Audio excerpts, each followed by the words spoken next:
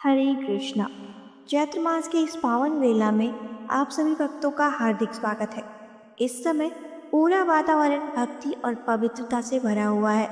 चैत्र मास में भगवान श्री राम की कथाओं का श्रवण करना अत्यंत पुण्यदायक माना गया है। इसी कारण हम प्रतिदिन आपके लिए वाल्मीकि रामायण पर आधारित श्री राम कथा लेकर आते हैं।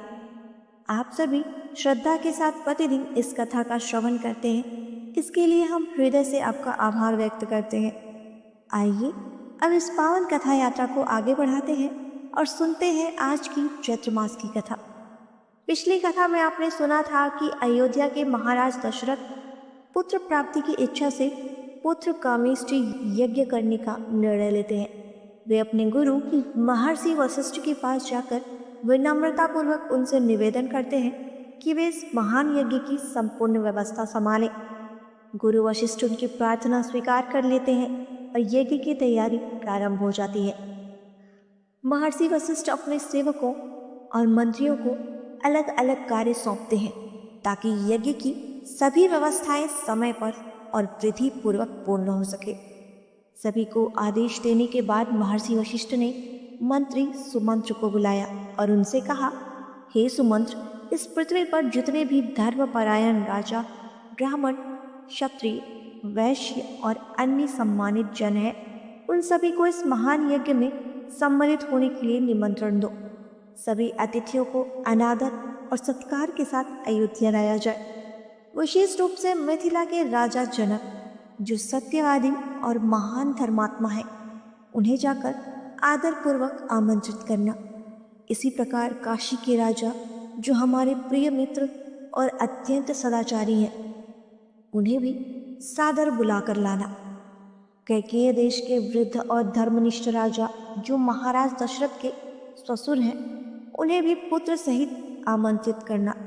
इसके अतिरिक्त अंग देश के पराक्रमी राजा रोमपाद, जो महाराज के परम मित्र हैं, उन्हें भी विशेष सम्मान के साथ आमंत्रित करना। साथ ही कौशल, मगध, सिंधु, सौवीर और सौराष्ट्र सहित अनेक राज्यों के राजाओं को निमंत्रण भेजा जाए। दक्षिण दिशा के सभी नरेशों को भी इस पावन यज्ञ में शामिल होने के लिए बुलाया जाए।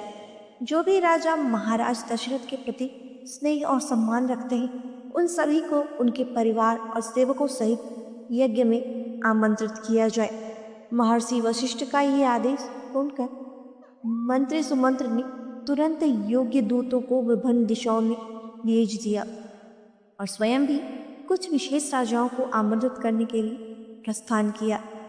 उधर यज्ञ की तैयारियों में लगे सेवकों ने आकर महर्षि वशिष्ठ को बताया कि यज्ञ से संबंधित अधिकांश कार्य पूर्ण हो चुके हैं। यह सुनकर महर्षि वशिष्ठ अत्यंत प्रसन्न हुए। उन्होंने सभी सेवकों से कहा, दान या उपहार देते समय कभी भी अनादर नहीं करना, क्योंकि अनादर के साथ दिया गया दान दाता के लिए शुभ नहीं माना जाता। कुछ ही समय बाद विभिन्न राज्यों के राजा बहुमूल्य रत्नों और भेंटों के साथ अयोध्या पहुंचने लगे।